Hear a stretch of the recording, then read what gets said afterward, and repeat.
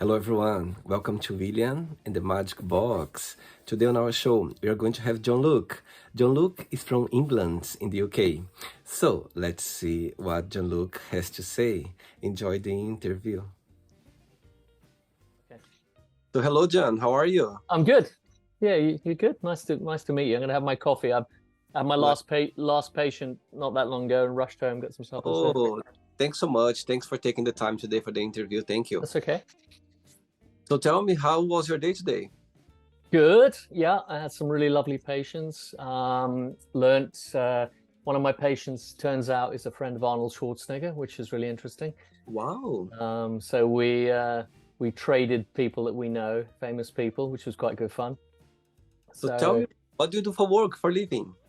I originally went from nursing to train as a chiropractor. So people who don't know what a chiropractor is, I specialize in the spine and the Mhm. central nervous system. And then I trained as a nutritionist because I understood that the body is a chemical body as well as a physical body. And Mhm. then I began to see patients that had problems that weren't just chemical and physical, but emotional. So I trained as a hypnotherapist. Wow. And then I kind of almost did full circle and started falling back in some of my old martial art teachings, which was to do with energy healing. So looking at the body being electromagnetic, and also there are certain techniques you can do with the body without touching people, just makes the arm go weak, or energies you can do. And we're kind of coming into that age now where science is catching up with the old ways of the past. We always look at the ways of the past and we seem to think that they're ancient, therefore they're stupid, but actually I think they probably were in many ways more in contact with the earth than we were. Amazing. My goodness. So you are working different fields. All in the end of the day, they're all connected somehow for sure. Yeah. I see. And where are you from? Well, originally my accent is South African. Huh? So came to this country when I was a boy, and my father is French, so I speak two languages, but originally from Africa, and so I've been back a couple of times. I did some medical aid work out there in the Gambia, but yeah, I that's see. my origin. And so my name is always, like you and I talked about this before, but Yeah. my name always confuses problems because my first name is actually Jean Luc. It's a double-barreled name. Uh-huh. So everybody either calls me Jean because my name is French, so it's spelled Jean, but it's actually Jean. And my full name is Jean Luc, and my surname is Lafitte. So people always get confused because they think that my Luc is a middle name, but it's not. So I don't care as long as you whatever makes you happy. Should I call you Jean or John? Jean Luc. Jean-Luc. Yeah, Okay. yeah. Amazing. Okay, That's Jean-Luc. So now you've been living in England now. hmm yeah. So came here 1973. And you're based So, in London or outside no, of no, London? no. Outside, we live in Sussex. So if you look at London, probably about 30 miles from London. I see. And I live in an area where I don't know if you've heard of Winnie the Pooh. Have you heard of Winnie the Pooh? It rings a bell, but I'm not familiar with the area. Yeah, it's a children's story about a bear, Okay. and he lives in this wood. Well, the wood that he lives in, most English people, you'll say Winnie the Pooh. Japanese people really as well because they're into something called the Tower of Pooh, and Americans, Disney bought the rights. So, but basically that's where I live in the countryside in a little cottage with my wife in the middle of the woods. Oh, very lucky. Yeah, we don't even have a TV. People think we're crazy. We don't own a TV. Wow. Okay, Jean-Luc. So before we start our Yeah. journey within the magic box, I would like you to tell me something interesting about yourself. Something interesting about myself. Well, I used to be a television presenter. So that's what Wow. I used to do. I worked in TV and ended my time doing that, probably doing sort of shopping TV, which is not very interesting. And my cousin is a very successful actor, the Hugh Grant, the actor. Oh, So wow. he's my cousin. So he's done better than I have. So that's In it. acting or in TV. Yeah. I'm more successful with women than he is, obviously. Oh my God! So it I means now, if I would like to invite him through you, you're gonna get ourselves connect. That'd be interesting. I'm still trying to get my patient today to introduce me to Arnold Schwarzenegger. So. Amazing. Okay, Jean Luc. So through the join, I'm going to explore a little bit more about your life and also about your point of views. Okay? Yep. Are you ready to go on a beautiful journey? Go. No, you're not ready. I'm ready. Of course I am. Amazing. Welcome to William and the Magic Box. Cool.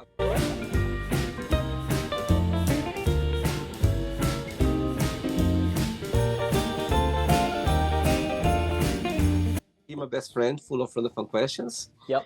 I'm just gonna play a song now, just for us to relax a bit before the first question. Okay? Okay. Nothing wrong with dancing.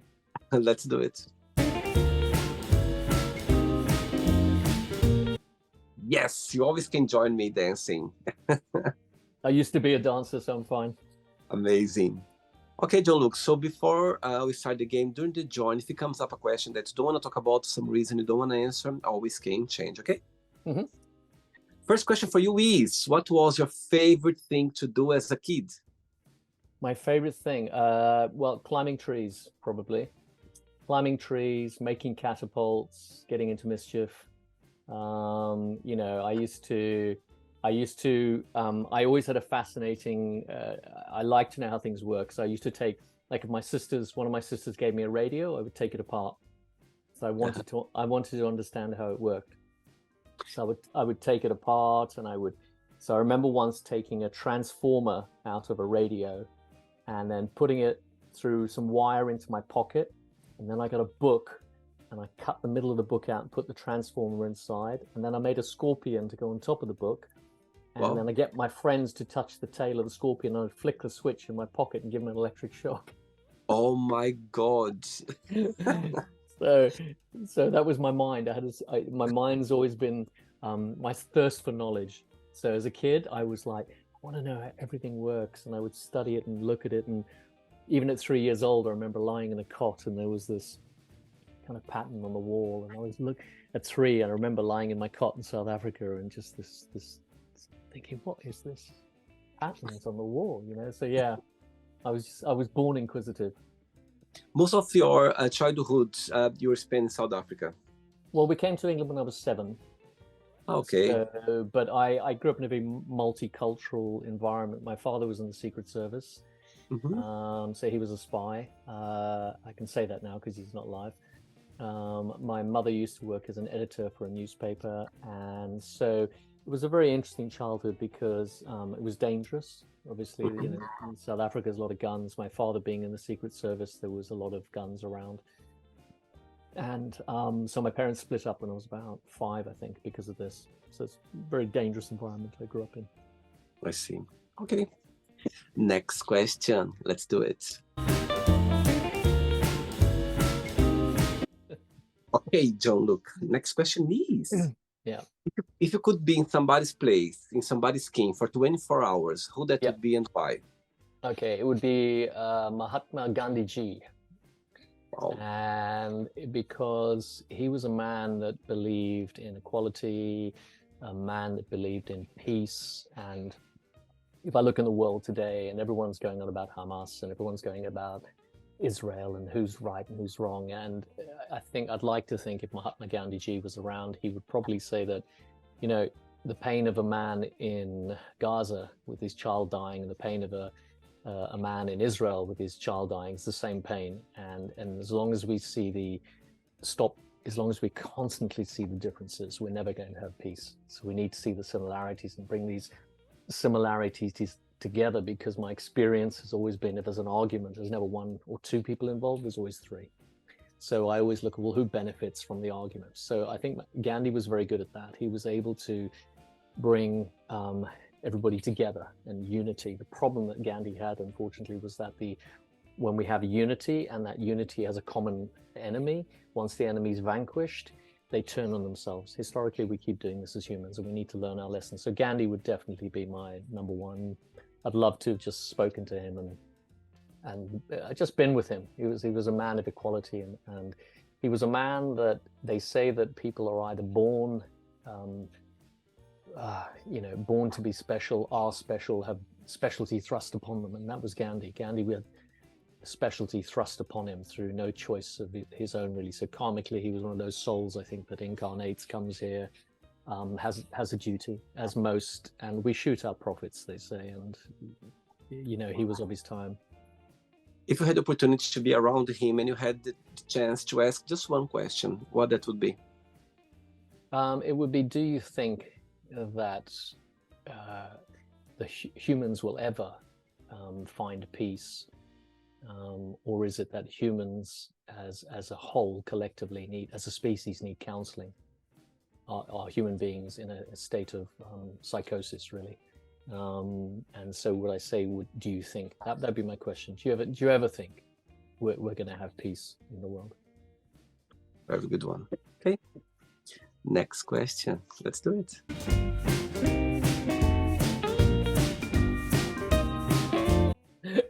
So before the next question, tell me, what's the best part of your career? Being a chiropractic, working with people, like helping people get themselves, with better conditions, living a better life. What's the biggest joy of it? It's what people teach me. That's the biggest joy. Each of my patients is a teacher in many respects. No two people are the same in this world. We're all individual, made up from so many different parts. But every day I go to work, and I've never ever in 28 years got up and complained about going to work, because I try to teach my children that if you live a day and that you do a job that you love and you're passionate, you'll never work a day in your life.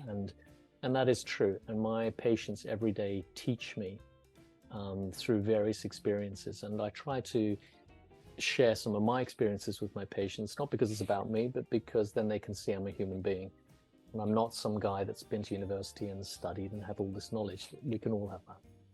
Knowledge is just the ability to be able to remember facts. That's all it is.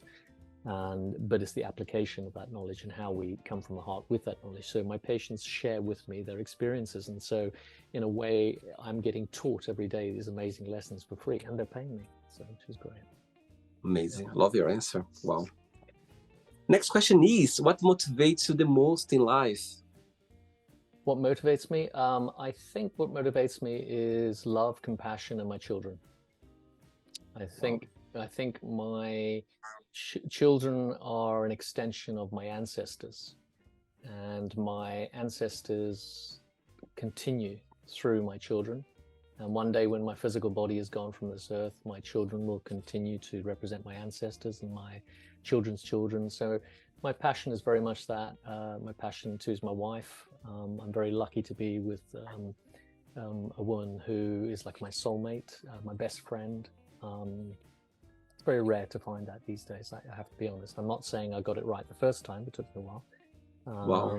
But yeah, so I think those are my passions, because I often say to people, if you've got a burning house and you're going to take something from that house, it's never going to be possessions. It's going to be people. So that's my passions, because it's the only thing really that it's worth. That's why we're here in life, really, isn't it? Yeah.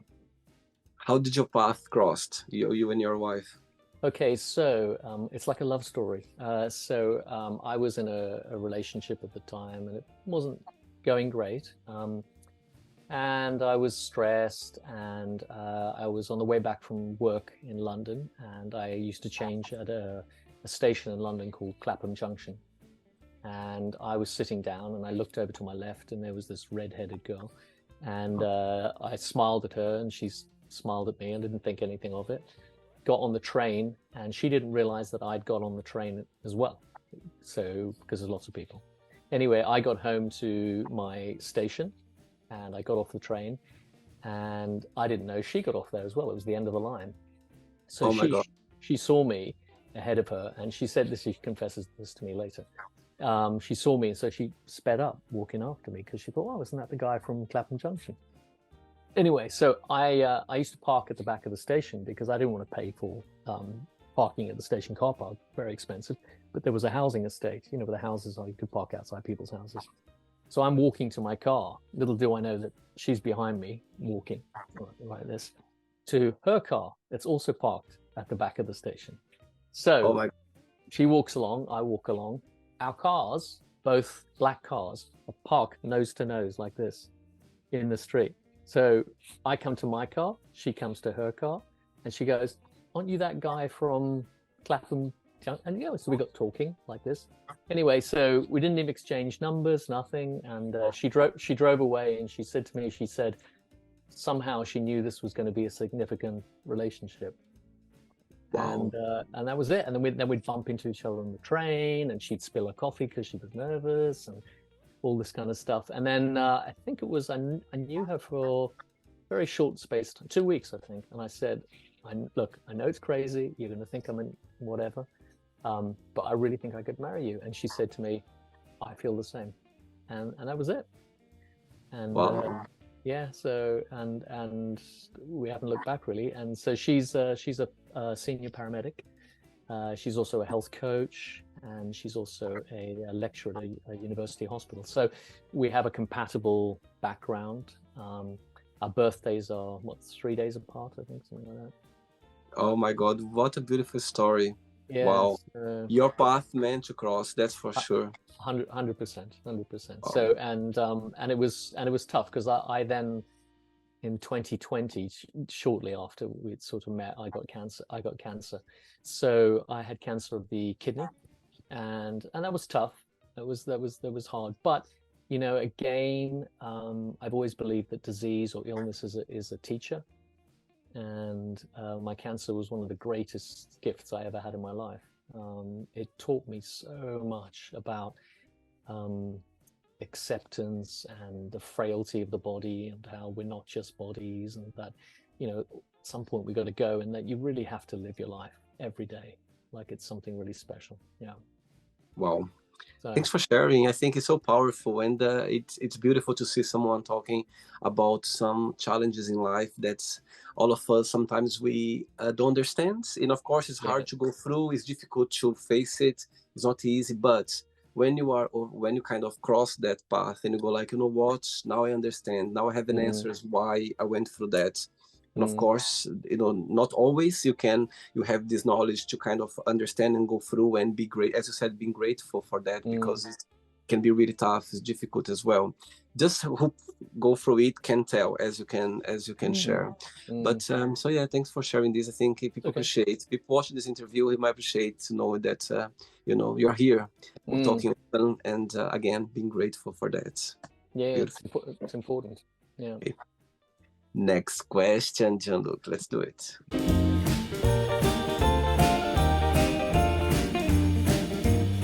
Next question is. Go for it. Oh, I love this question. And I think it's going to be easy for you. Let's see. Okay. What is a significant event that has changed you? Probably the cancer. I mean, we have many significant events, like having my first child being born, all these amazing things in life. But I think cancer, because when you go through life, you plan for the future, but the reality is nobody knows the future is going to be. And I think with cancer was significant because it taught me that the frailty of the human condition. That's the first thing it taught me. Second, that your children, like Khalil Gibran says, are from you but not of you. And that, as long as you can leave this world whenever, knowing that you have given your children the best gift you can. Because one of the things they say about children is that children are like the bow and an arrow. So if I'm the bow and the child is the arrow, when I pull back the bow and the arrow flies far, I'm not upset because how far the arrow's gone. I look at it and go, wow, this bow is amazing. Look how far the arrow has gone. And I like to think that's what it's like with your children. So when people think about losing their children, they shouldn't worry about that. They should think this is a good thing. When kids leave home or you leave this life, So I think that's what cancer really taught me about it, is that to be, to be a good bow, basically, for your children. Yeah. Amazing. Okay. I knew you would say that somehow about this answer, about this question. You answered before I asked you. Yeah. Next one. Hey, John Luc. Next question is, what was your favorite part about school? Nothing. I hated school.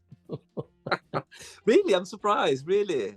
No, school for me was, I never fitted in, never felt like I belonged, never understood people. I felt like an alien. I didn't understand. Uh, I was quite awake at a young age, I suppose. I didn't get kids being kids.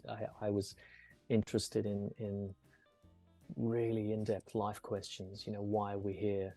What's life about? What's the soul? All of those sort of things.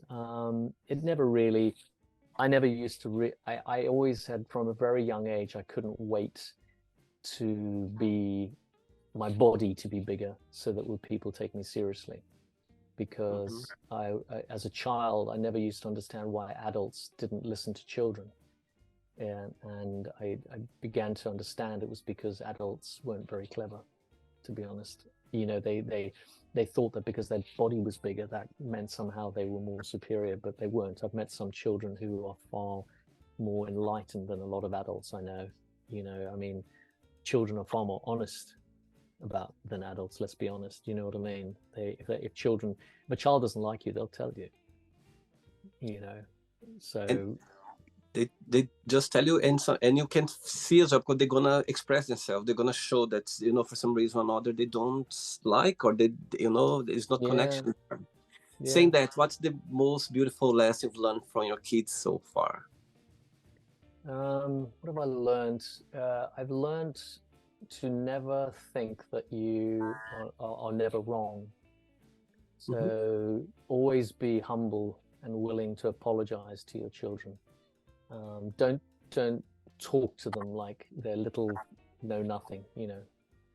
Meet them on an equal level. Sometimes my children are my teachers, and sometimes I teach my children. So, one of the biggest things that we have in the world right now, the problem is that people think they know everything. And as soon as you think you know everything, you know nothing. So my children, again, have been some of the most incredible teachers. I look at them, and I'm, you've got to not be stubborn as you get older, especially as a man. We're very stubborn. So I've had to learn to not be so bloody stubborn. I think just the fact that you know that it's already half of the way of the journey learned. You know what I mean? When you realize, like, you know what, I am stubborn. I think I am. You're accepting yourself, and I think that's already halfway of your learning. Yeah, it's true. It's true. Yeah. Very good. 3 questions left. Let's do it. Okay, go for it. Before the next question, tell me about what's the inspiration for you to, to use your TikTok videos. You post a lot of videos there. I had a look at some of them, and of course it's about helping people. But tell me the inspiration for them. So I actually didn't know anything about TikTok. It was my middle daughter who, funny enough, she's an actress now as well. So she's the only one who's done anything similar to my career. And she said to me, "Dad, you should do a TikTok account," because she's always sending me pictures of people's tongues, because when I look at a tongue, I can tell what's wrong with people. And so she said, "You should do this." And I thought, yeah, okay, what the hell, I'll do it. So I thought I'll post health things that people don't talk about, some unusual things, like because we all know so much about life, but very little about this flesh that we walk around in. And so I went on there and posted some stuff, and I think within a very short space of time I had 10,000, 20,000, I think, just bang bang bang like that. And I was like, what? So and then I realized that I wanted to post stuff that really spoke the truth. In other words, I try not to get involved in politics on that, but I definitely wanted to try and sort of just keep it neutral, and stuff like that. Sometimes you get trolls and people that come on there, but hey, it's just because they're in pain, so I ignore that. So that was the inspiration, really, was my daughter. She said, Dad, you should do this because you have so much knowledge. It's like you should help people. And it's a way of me doing it for free, because normally if you come see me, you got to pay for these things. So a lot of people haven't got money out there. And so as an add-on to that, and like recently I've launched a meditation course online as well. And so it's about ways I can give back and while I'm in this earth, sort of, try to help in any way I can. Yeah. Okay. Next question is, which bad habits you wish you could stop? What bad habits? Okay. My wife will tell you this. And this tooth at the back here is a gap. Every time I eat, get something stuck in there. And I'm always going like this. And she goes, can you just floss it? So that's the bad habit. I love your honesty. I love your honesty. I just, it's like, we went to see my daughter the other day and I put a bit of floss in my pocket. And then at the dinner, we just eat the dinner and I went like this. And she's like, oh my God, I can't believe you did it at the table. I said, yeah, but she's my daughter. I can't win. I either do it or I don't. Make your mind up. In the other days, your wife, she's kind of trying to help you, you just follow her. You know what I mean? Of course. They're in charge. They know what. Yeah. Oh, I know where the head of the snake is. I tell you. Not me. 2 questions left. Yay! Let's go for it. Before the next question, I'm going to ask a question in 2 parts. Yeah. Of course, help, again you said about helping people. You learn a lot as well, but at the same time as well, you deal with a lot of energy. Yeah, exchange energy. I'm sure you pass energy, you get some energy from your patients. Sometimes the energy can be a bit, what I mean, not like not the best. I think all of us, we have those energies sometimes through our days that they're not the best, and it's normal.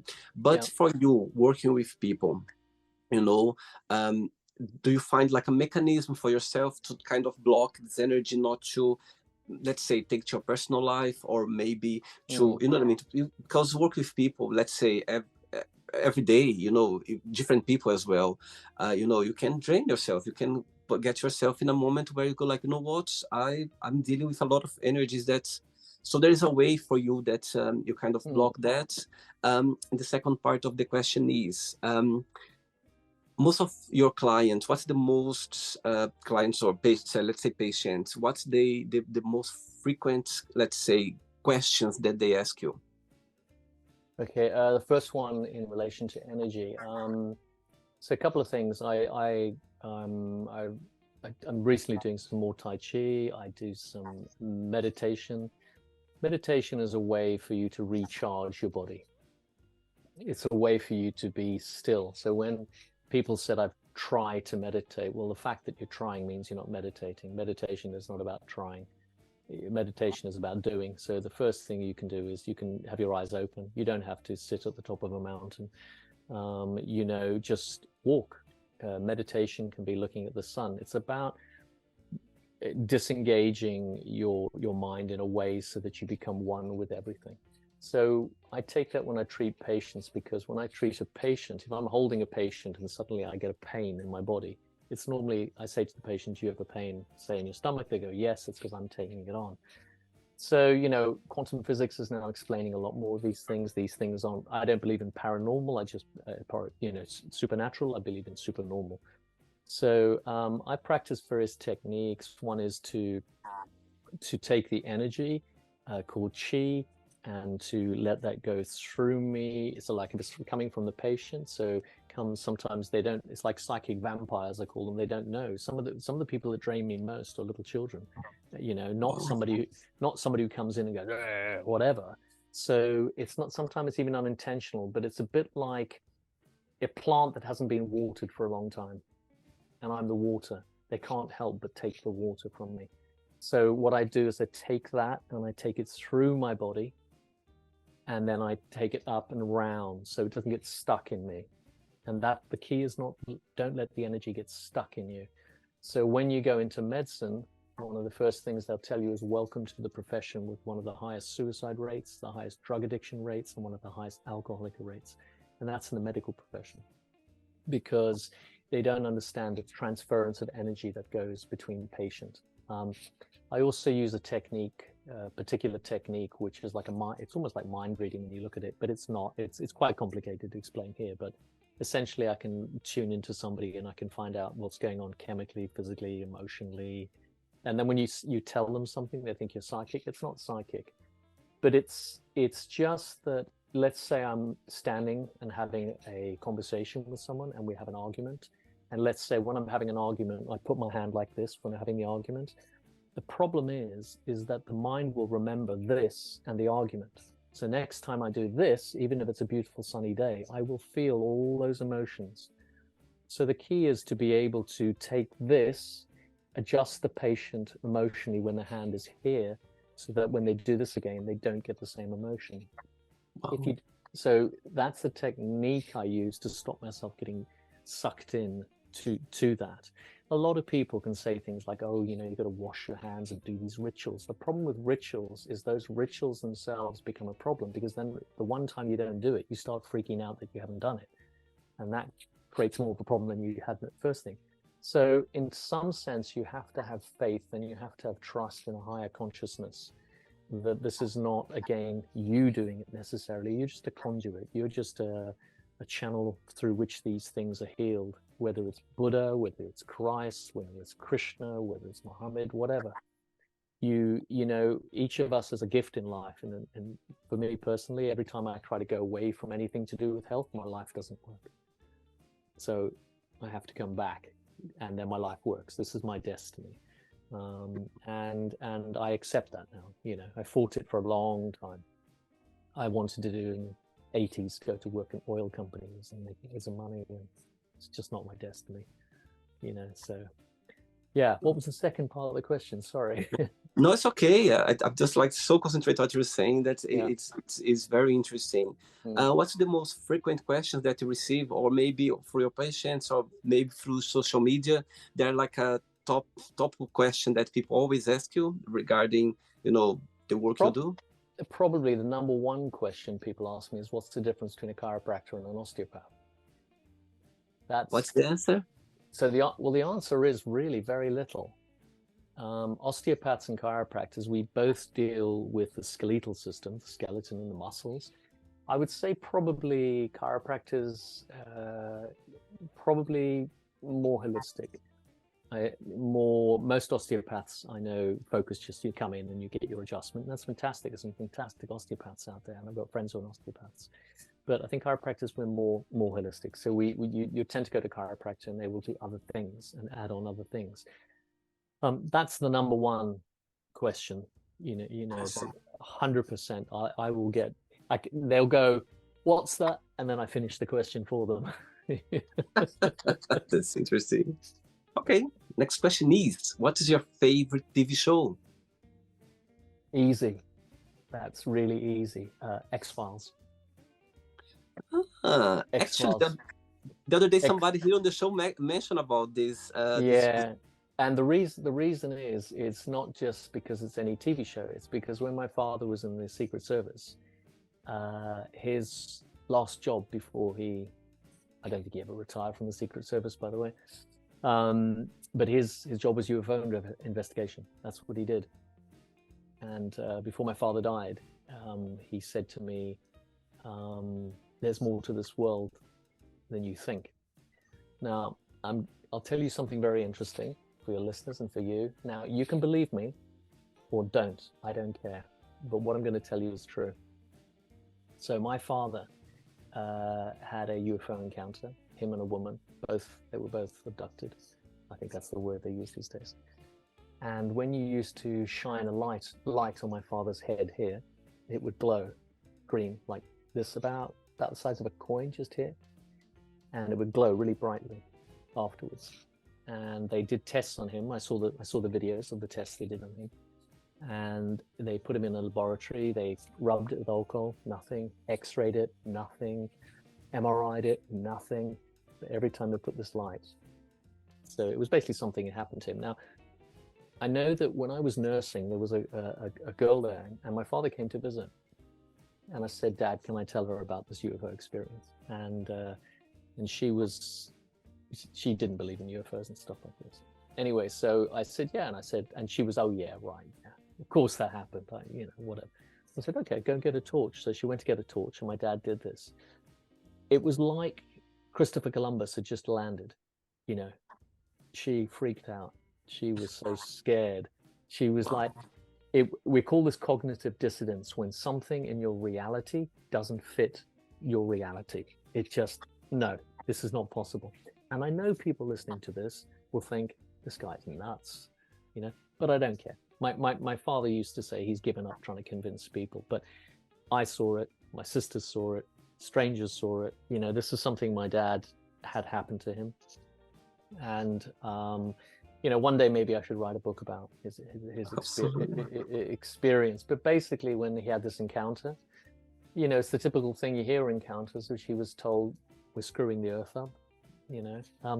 He then met the lady that was taken as well, because he was lying in this thing. You hear when they take them and they lie them on this bed, and she was to his right. Later on, he met her. He found her. They became lovers.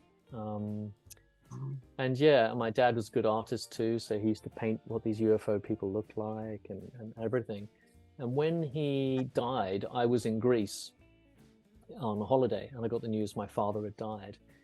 And my sister said, do you want a picture of Dad lying in bed peaceful to help you to grieve, to help you to accept it? And I said, that would be really nice. So she took a picture of my father's body, and all that came out in the photograph was just the bed with this light. My father's body wasn't there. And so she thought something wrong with the camera. So she did it again. Same thing. She asked my sister, the other sister, can I borrow your camera? Can you take a picture? Same thing. So she closed her eyes and talked to my father's soul or whatever, and said, can I take a picture of your body to send to Jean Luc? And yes, took the picture. It came out perfectly. So whatever happened to my father, or what went on to my father, it's sort of, I find it interesting because I look at all my I have 6 sisters, and every single one of my sisters is involved in some kind of, has a spiritual thing like that. You know what I mean? So yeah, so, wasn't the normal childhood. Thanks for sharing. My goodness, what a story! And just a brief. He was French, as you mentioned. Yeah. And your mom is African or not? Your mom? She was. Mom's from what is called Zimbabwe now. It was called Rhodesia, and Rhodesia was a British colony. I see. So we had a farm there, and we were colonials. I mean, back in the day, we were from Ireland.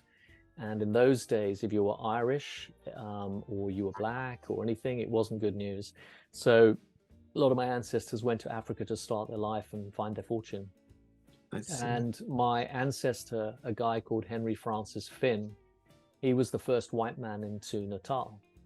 And he met Shaka Zulu, the Zulu chief, famous Zulu chief, Shaka. And Shaka said to him, Shaka was ill. He had piles, hemorrhoids.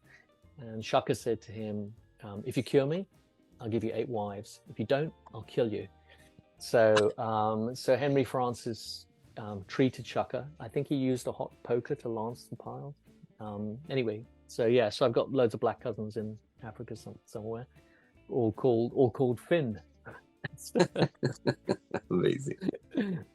Ready for the last question? Yeah, you go for it. Last question. Look, let's do it.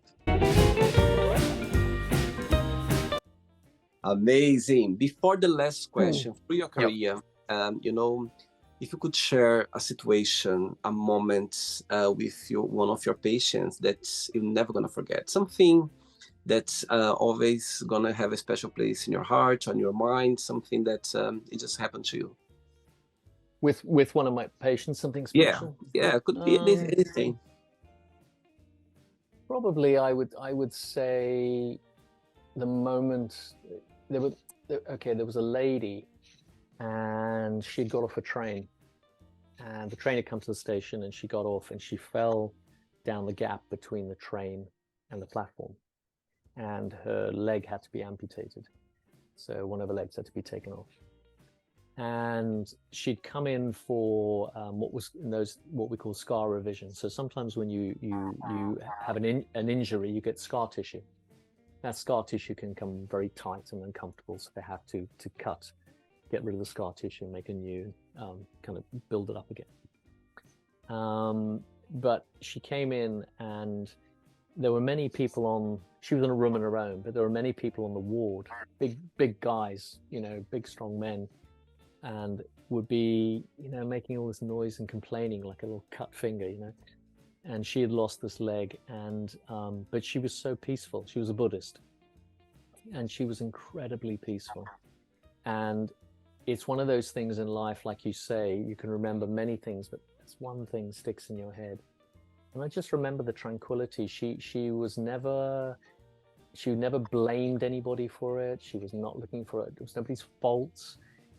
She wasn't bitter about life. She accepted that this is just life, She had more joy in her than people with 2 legs, 2 arms, and completely, capable. So she was never a victim.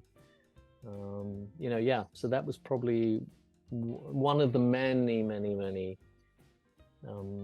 interactions with some incredible people I've met in my life. Amazing. Okay. Last question for you is, which season do you feel more connected with, and why? Which season of the year? Easy. Autumn. And the reason for that is autumn is a time when everything goes inside itself. So we start to go within, and it's a time for humans to examine what the year has been like, to examine how we feel, how we can change, a bit like a seed. It goes inside, it's contemplating, it's thinking, it's preparing for the next growth in life to evolve, so that when spring comes, it can take that next step forward. And we're here as souls on this planet just for a short time, and I believe that this is like one of the toughest universities in the world, to be honest, planet Earth.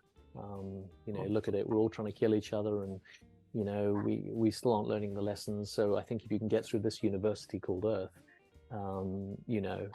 it's a bit like that sort of, people say, oh, if there's a God, why would he do this and why would he do that? Well, when he doesn't do it, we do it, and the reason we don't have all the answers is because when you go to university, you don't have the answers. You can't put your hand up and ask the answer to the test. You've got to learn it yourself. So autumn for me is that time.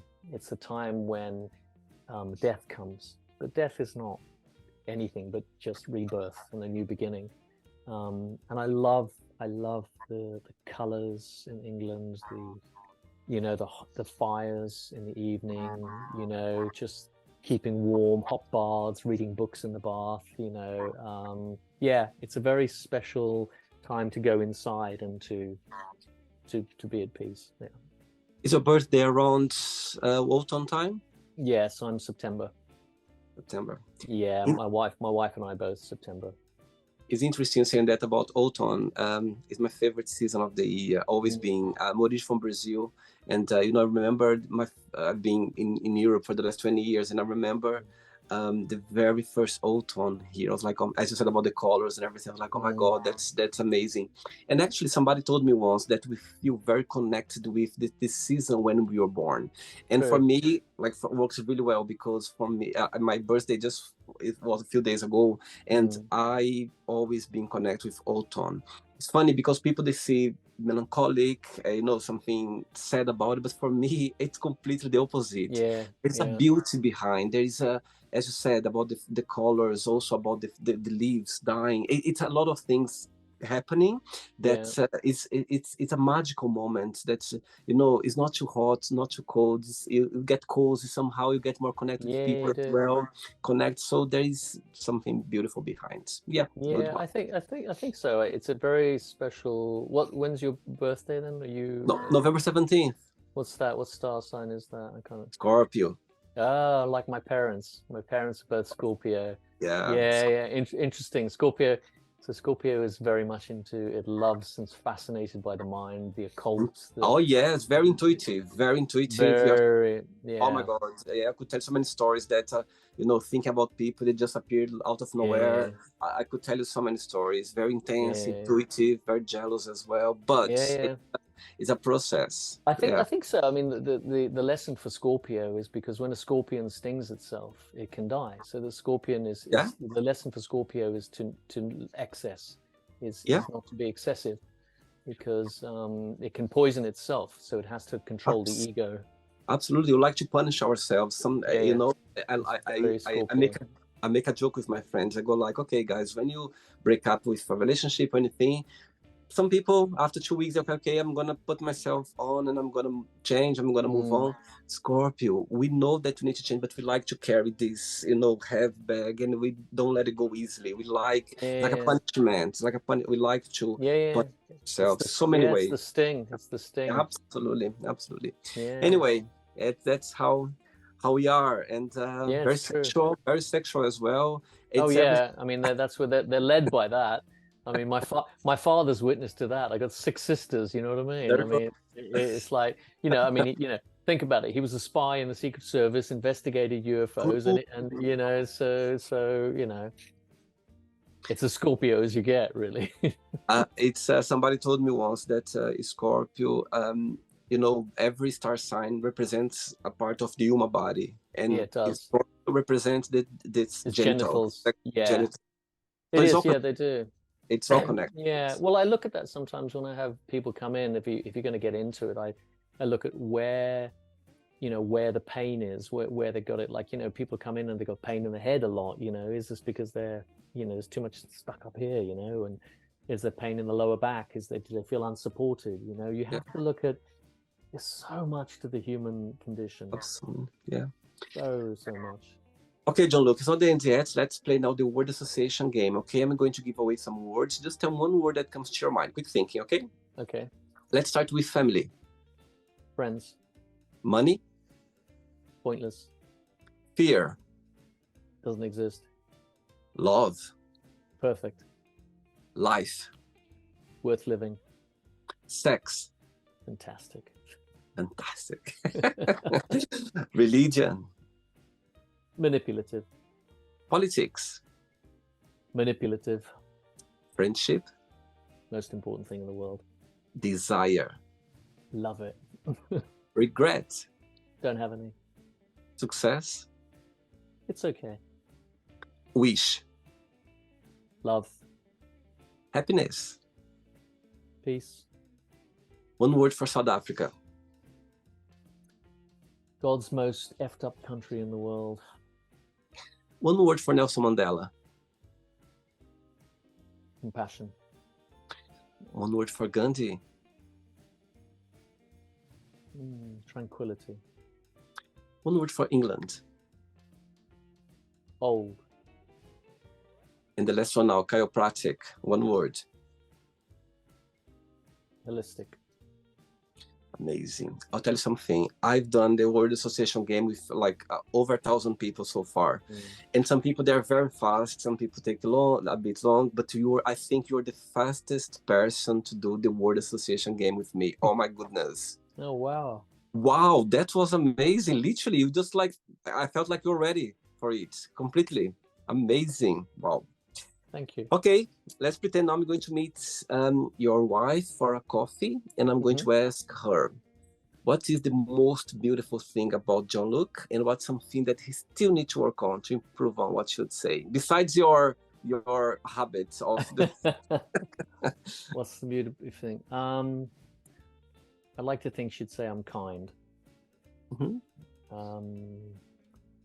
I love with compassion to the point of it's painful sometimes. I see Jordan Peterson doing this a lot, where people think that just because you're a particular way that you don't have emotions almost. But so yeah, I would say it's that. I feel sometimes I can watch a video and I'm like a Muppet, I can cry because I feel when I see something that I just think it's so sad, it makes me feel pain, yeah, I think that's and I definitely think my wife would say I need to work on not being so stubborn. 100%. One thing that my wife learned about me when she met me was if she says something like she's just thinking about, oh, the car needs cleaning, next thing, in fact, I'll give you a good example of this. She said to us once about the bedroom, maybe we could arrange things differently. By the time she'd gone to the toilet and come back to the bedroom, I'd already started taking everything apart, moving the bed and whatever. I don't like procrastination, I like to action, and maybe I think she would say sometimes I need to just, tranquila, a little bit. Relax. Just chill. And maybe that's why I do meditation. And I know that I can be very spontaneous. South Africans are known for being very blunt. So it's not because we're necessarily blunt, but if you've got a snake behind you just about to bite you, you don't say to the person where the snake is near, excuse me, old boy, do you mind just gently moving? No, you say, get the fuck out the way, there's a snake, So that's the way it is. And so South Africans can be a bit like that. But if you think of the ancestry of South Africa, it was very much what we call the voortrekkers. They went out, they were pioneers. So yeah, I could probably learn to be a bit more British because I can be very kind of, I just say it. It's like, if you don't, I would rather if somebody didn't like me, they just tell me. We don't have to be enemies, but at least I know where I stand with you. At least I know, okay, you don't like me, and that's fine. You don't have to like me, but at least I know. I'd rather that than you take a knife to my back when I've turned, So yeah, so she'd probably say, don't be so stubborn, and maybe just don't say that. Maybe think, So maybe that's why I was so quick on the word round, because I don't care. Amazing. Let's play now Jean Luc and the Magic Box, and you can ask me a question. But before that, let's play the music one more time. Let's do it. Okay.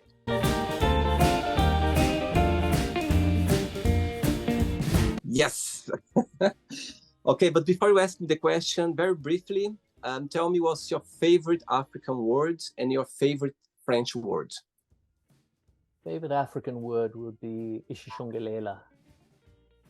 And it's the opening line of the South African national anthem. Okay. And it always reminds me of Nelson and his time incarcerated on Robben Island. And he, like Gandhi, funny enough, but he actually learned to be a lawyer on Robben Island. And Ishishongelela is about peace and it's about unity. And when people hold their fist up like this in South Africa, some people see it as aggression, but in the martial arts style, a closed fist over this is actually a sign of non-aggression. So a closed fist can actually be a sign of non-aggression. It's like, I'm not going to hurt you.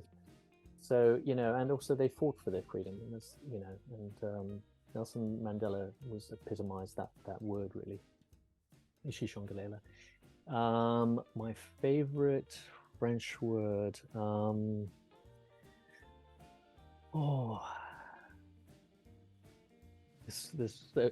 actually, I don't know why this is. I'm going to do the South African thing and just tell you what came to my head. It's probably hérisson. Hérisson is hedgehog. I don't know why. It sounds. The thing about the French, I can swear at you, and it sounds romantic. It's. I mean, it's. Let me think. Let me think of something in French. Now I've got to be careful what I say, but you can say anything in French, yeah. and it sounds. It sounds elegant, posh, elegant. It does, It's I don't know. There's something about it which. It's a bit like in Russian and French, there's rolls, you know what I mean? And the romance languages, or if you're saying "estás bom" in Portuguese, or "obrigado," I mean, it sounds so romantic, and we use our hands a lot, So I think hérisson sounds like I'm saying something very clever, but I'm saying hedgehog. So. Amazing. Can you ask me a question now, Jean Luc? Yeah, what was your earliest childhood memory? Beautiful question, and I can tell you straight away. I remember my dad is a truck driver, always been since very young age, and so I grew up with my dad driving his truck, listen to Elton John, to ABBA, to all those, 80s, 70s songs. And when I listen to them, it just like brings me back straight away to that moment. I remember once I see this lake. It was like, let's say 6 p.m. was already getting dark. And I have this vision of my dad. His truck was by a lake, a little like a lake. And I remember him holding my hand from the lake, and take me to the truck. And I'm telling you now, I can picture myself like seeing this lake, and even the noise. I remember the noise and the smell, the noise of those, those noise when it start getting dark, those tick tick little, what I mean, insects. Cicadas, yeah. Yeah, it start getting there, and I remember the sound of it, and I just have this vision of him holding my hand. I see this very small lake, and get me into the truck. And that's it. That's one of. And do you remember the smell of the truck? I do. Like that oily smell. Yeah, they have the thing that they put in the bag. That's absolutely, absolutely. And still, oh my God, good point. Actually, good point, because I never thought about that, and it's true. I still remember it, and I'm talking to now. How old were you? I think I was maybe 4 or 5 years old. I think it was before I started school, because I remember that very vague, this memory, because for me, if I'll ask another, the second that come to my mind is about my first day at school, because I was like crazy to start school. And I remember clearly my very first day at school. Literally, I could tell you like moments. So before that, but this vision, this moment was before that. So I remember before that. And do you remember the feel of your father's beard on your face? So many times. And also I remember actually saying that very funny story on the side. The godfather of my sister, he was quite tall, and I remember him, and I remember that's how I find out that the Santa, the Christmas Santa does Santa Claus. Yeah, Santa Claus, because I remember him. He was dressing up every year. He's one of the best friends of my dad. Was like a family friend, and I remember once he put me in his lap. Another childhood memory. He laughed with this fake, beard. And I remember he talking, and I look very close here, and I could see his beard here shaved. I was like, oh my God, his name is Jose. I was like, it's Jose. Oh my God, it's him. I didn't say anything, but that moment when I realized that, okay, it's not real. It's a funny thing, isn't it? Because I often think about Santa Claus, and I think about I don't know if you have it in your country, but in this country we have a mushroom called the fly garrick. It's when you see a mushroom. So the mushroom, it's white, but the top is red with spots on it. Yeah, but no, I don't. Yeah, I know. Yes. So that's where we get the Santa Claus, the red and white, from, because what would happen is the ancient shamans in many cultures, especially in Europe, because this is where we had these mushrooms, they would go and they would take a little bit of the mushroom, and they would have this hallucinogenic, like they're flying, and then they would put presents for the gods underneath the tree, so that's where we get the tree, and Christianity took this, Wow. And so Santa Claus wears this red and white. So the red and white has come over from that shamanic tradition of Santa is representing this magic, this mushroom, that got for the gods, So I love these stories, and how we've hitchhiked them, and people have no idea that where they really came from. We are getting close to Christmas now. Another memory, one of the best memories of my childhood is about, the Coca-Cola, the logo, the trucks, coming. And actually, not long ago, I found out that Coca-Cola, that they were who create this reddish Santa Claus, that it's Coca-Cola thing. I was like, no, don't tell me that. I don't want to know those information. I want to keep my memories. Your innocence. You know what I mean? I don't want it to get to the more information you get, the most. You know what I mean? And my God. Yeah, let me. Don't give those information, because I want to keep those memories like vivid in my mind, because I love Christmas, and I just want to keep those, And it's funny because in Portuguese was a different singing, but when I started studying English and I find out now YouTube can see everything, I was like, oh my God, it's the same sound, the same melody, but it's a different. But it's just amazing anyway. It is. It's fascinating culturally. Yeah.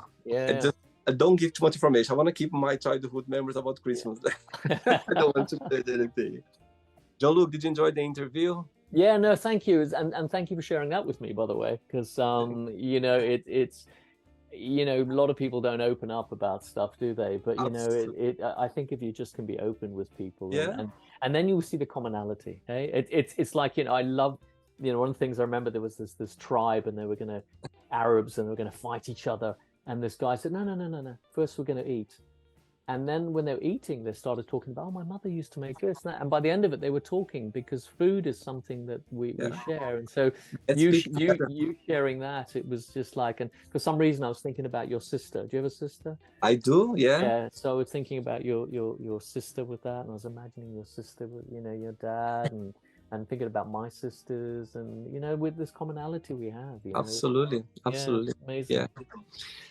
Thank you so much for taking the time. That's You're okay. a very busy man. I think nowadays we are so busy with our own lives, and when someone take their time for us, I think it's a grateful point because I'm busy, you are busy, all everyone, and you're literally take your time to for my dream, to collaborate with my dream. So Yeah, it's I'm great. thankful for that. And, th- Thank you. and thank you, because social media is this amazing thing, but it's being Yeah, used for so many wrong things, and yeah. this is something that's right. Thank Just you so much. connection. Yeah, appreciate it. Thank Thank you. you. Before you go, if you can share a positive message or anything that you live by. Be careful of becoming so heavenly that you have no earthly good. Wow, beautiful words and very well said. All Okay, thanks so right. much. And Take you care. regard your family and you keep in touch. You Take too. care. Take care. Bye. Bye Bye. bye. Bye. So, did you like the show?